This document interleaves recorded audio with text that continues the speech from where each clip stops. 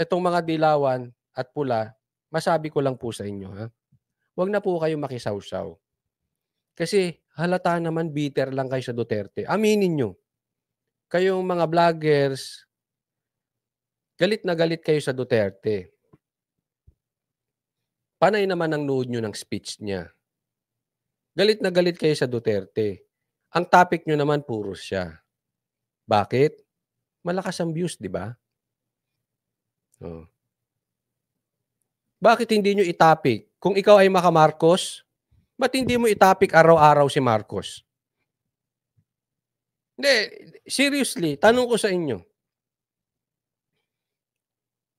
Kung kayo ay makatambaluslos, bakit hindi mo araw-arawin yung ginagawa ni Tambaluslos? Bibigyan kitang halimbawa. Ako maka-Duterte. Ikaw maka-Marcos. Ikaw maka-Tambaluslos. Ikaw maka-Aimee. Apat tayong vloggers, ha? Magkakaiba tayo. Ikaw maka-Aimee, ikaw maka-Tambaluslos, ikaw maka-Marcos, ako maka-Tatay Digong. Lahat ng ginagawa ni Tatay Digong, araw-arawin ko. Lahat ng ginagawa ni Aimee, araw-arawin mo. Lahat ng ginagawa ni Tambaluslos, araw-arawin mo. Wala tayong pakialaman. Halimbawa, lahat ng ginagawa ni Marcos, araw-arawin mo. Pupusta ako sa inyo, kayong mga vloggers, tatawid kayo sa topic ko. Ano, si Duterte pa rin ang itatopic nyo. Pero ako kaya kong araw-arawin, kahit retiro na si Tatay Digong, hindi ko i-discuss yung mga politiko nyo. Di ba? Anong ibig sabihin nun? Bulok yung mga politiko nyo eh. Bulok. Kaya kahit anong sigaw nyo dyan, wala kayong credibility. Bakit? Duterte pa rin ang topic nyo eh, mga animal. Di ba? Ano ibig sabihin? Sumasaw-saw kayo.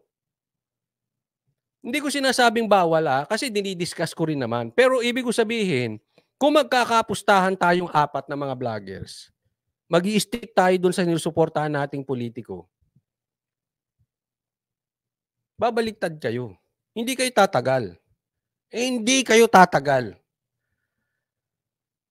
Pupunta kayo sa Duterte. Aminin nyo yan. Tapos sasabihin nyo mahina ang Duterte. Ibig sabihin, yung politiko ninyo, walang magandang nagagawa. Kasi kung may magandang nagagawa yan, pwede nyo araw-arawin. Isipin mo yung mga politiko nyo nakaupo. Itong politiko ko, private citizen, pero kaya kong araw-arawin. Di ba?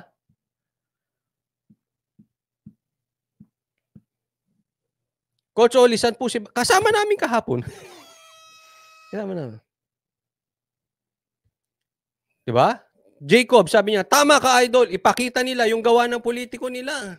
Ako hindi ako mauubusan ng papakita ko yung mga ginawa ni Tatay Digong.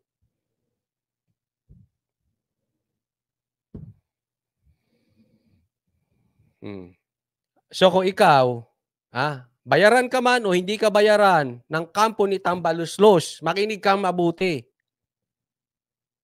If I were you, focus ka sa mga magagandang ginagawa ni Tambaluslos. Ulitin ko kung ikaw ay bayad o hindi bayad, I really don't care. Kung ikaw ay politiko, ikaw ay vlogger ni Tambaluslos, you stick to Tambaluslos. Pakita mo araw-araw yung maganda niyang ginagawa. Nagtataka ako sa inyo, bakit kayo, lahat kayo, especially yung mga vlogger ni Tambaluslos, nakafocus kayo sa pag-atake sa Duterte. Nakafocus kayo sa pag-atake doon sa mga vlogger ni Duterte. Bakit? Ampaw yung bossing nyo. Hindi mo man aminin sa salita, sa ginagawa nyo.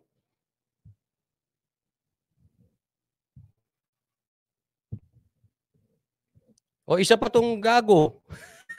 Si Lilibet Las Costa, sabi niya, gago ka din, Brad.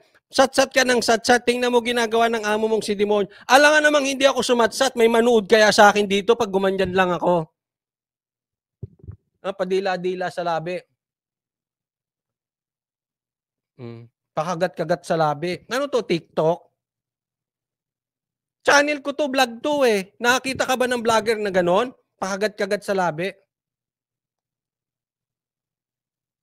Tanga rin to si Lilibet, no? Sige nga, yung vlogger mo ba, hindi sumasatsat? Palayasin mo sa YouTube yan kung hindi sumasatsat. Doon ka sa TikTok. Magtatatuwad ka ron. Magtatatumbling ka. Tapos sa dulo, ganon. Di ba ganon sa TikTok? Ay, Lilibet? Ano ka ba? Vlogger ka ba ni ano? O follower ka ni Tambaluslos? Kasi ganyan mag-isip yung mga vlogger ni Tambaluslos eh. Hamon ko sa inyo, mga vlogger nung kusino man, pakita nyo araw-araw yung ginagawa ng ano nyo. Nung Sumagot si Lilibet, ang lalim. Hindi ko maarok. Kailangan ko ng abogado para maarok yung sagot ni Lilibet. May lawyer ba rito? Yung matalino. Hindi ko kayang, may bago siyang argumento. Makatambalos-los ka, no, Lilibet? Sigurado ako. Yung ano mo eh, yung bakbak mo.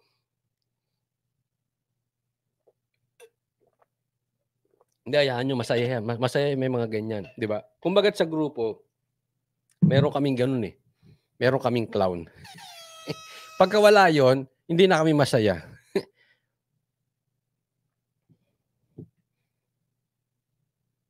Merong prayer rally sa March daw. Ayun, suportahan natin yan. Pero sana wag nyo nang tawagin prayer rally. Anong prayer rally naman? Pero okay yan. Meron daw sa March, sabi ni Sofia. Ang hindi lang ako sang-ayon yung tawag eh. Hayaan na natin yung prayer sa Diyos. Ayoko nang banggitin yung pangalan kasi hindi naman tayo about sa paninira ng personalidad ng vlogger. Pero sabi ni OFW Mel, si Toot ni-live kagabi ang prayer rally pero pinalitan niya ng banner na panira rally. Anong nangyari? Kay Toot, isa din ba siyang nabayaran? Tanong lang. OFW Mel, para sagutin kita, hindi ko alam. Hindi ko really talaga alam kung nabayaran sila o hindi. Probably, yes. Probably not. Kung ang tanong mo sa akin, possibility, is there a possibility? Malaki po possibility. Basta dumikit sa clown, malaki po possibility niyan. But I cannot prove it, so hindi ko masagot kung nabayaran yan or hindi. But one thing for sure, you check yung views niya for how many months. Lubog na po siya. Sa dami niya na subscribers, para po siyang bagong vlogger. Lubog na po ang kanyang views. Hindi po ako nagyayabang. Hindi ko po siya iniinsulto. I'm just stating a fact. Kaya nga hindi ko binabanggit kasi hindi ko naman siya sinisiraan. Pero ganyan na po ang kinukuha ng mga vlogger sa kabila. Kasi po, alam nila itong mga ito kapit sa patalim na. Lubog yung kanilang vlog eh. So, wala na silang kita. Considering ilang 100,000 ang kanilang subscribers. Nawala ng tiwala ang tao sa kanila eh. Kaya nga yan laging paalala sa akin ni Banat Bay. Alagaan nyo yung credibility ninyo. Di bali nang hindi kayo makasabay sa uso ng sira-sira. Yung siraan si ganito, siraan sa gano'n. Kasi yan ang mabenta. Pero pag nasunog ka dyan, tapos ka. That is one good example. Ilang daang libo ang subscribers niya, lubog ang views niya. Kumapit sa patalim eh. No? Sa akin lang,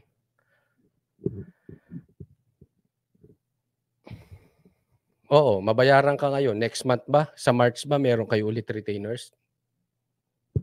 Lalo mo sinisira. Sinira mo yung paninindigan mo. Sino pang maniniwala sa'yo? Tingnan yung mabuti.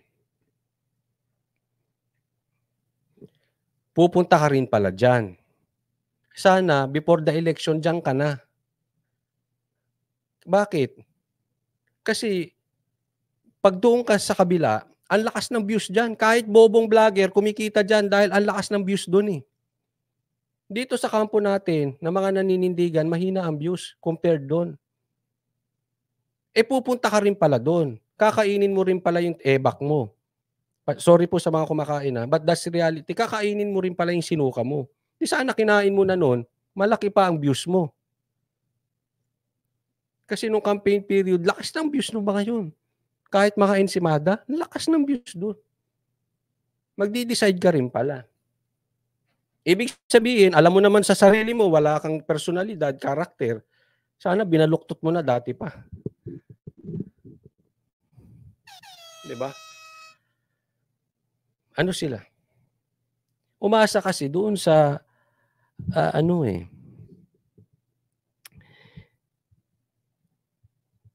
umasa doon sa trending. Pagkatapos kasi nung trending, tapos ka na din. Diba? Nakikita ko yung komentaryo nyo eh. Saan siya? Doon sa trending. Hindi ko sinasabi lahat ng sumunod sa trending na yan ay walang utak. Hindi. Yung iba kasi, kahit sumunod sa trending na yan, gumamit ng utak. Pag political vlogger ka, hindi ko po sinasabing matalino kami, pero kailangan may tayo ka dito. Kung pag-ganong-ganong ka lang, trending sa ganito, FLM, trending sa Tito Vic and Joey, trending si Roque, punta ka kayo. Ano ba? Ano, magki-Christopher Min ka ba o magpupolitika ka? Hindi ko na maintindihan eh. Naghinay-hinay kasi si BBM mula nung bumanat si Digong. Basta linisin nyo yung PI na yan. Sa tingin ko tatahimik si Tatay Digong. Ito paalala ko lang sa inyo. Tingnan nyo lang naman kasi. Yung iba, paiba-iba, di ba? Naging uso yung FLM, naging uso yung Tito Vic and Joey. Ingat kayo sa ganun. Di ba? Hindi ko sinasabing mali sila, pero ibig sabihin talaga, for the views yan. Tapos biglang po politika. Medyo iba. Walang masama kung sumundot-sundot ka, pero yung for some time, ilang buwan, ito topic mo, Tito Vic and Joey. For some time, ito? Hindi, iba yun. Ano yun? Diba? O kaya for some time, wala kang vlog. Biglang lalabas ka ngayon. Anong meron? Diba? Nakakapagtaka yun. Sabi ni Lynn Cabel, di makakasawa ang Duterte story. Di kagaya ng iba. Magsasawa ka naman kasi walang nagawang ibang politiko. Yes, correct. Yung example ko kanina, vlogger ni Aimee, vlogger ni Tamba, vlogger ni Marcos, at ako, vlogger ng DDS. Araw-arawin namin sasabihin. Mauubusan sila na sasabihin. Walang manunood sa kanila. Kaya may nanonood sa kanila kasi inaatake si Duterte. Yung mga viewers naman nila, katulad nilang ob-ob din. Sige, doon tayo kasi inaatake si Duterte. Pero pansin nyo ba? Binablog ba nila yung nagagawa ng kanilang hari? Hindi. Bakit? Walang manunood eh. Bakit? Alam nila hindi totoo. Alam nila hindi organic. Alam nila kaplastikan. Alam nila lip service. Alam nila dak-dak lang. Alam nila wala sa gawa. Nagigets nyo? Kaya yung mga viewers nila, ang gusto, atakihin si Duterte. Kaya sino naman ang atakan ng kay Duterte? Diba? Kasi kung ibablog lang nila yung gawa ng kanilang bossing, alam nyo yan, peke yan. Kaya hindi nyo nga magawa araw-araw.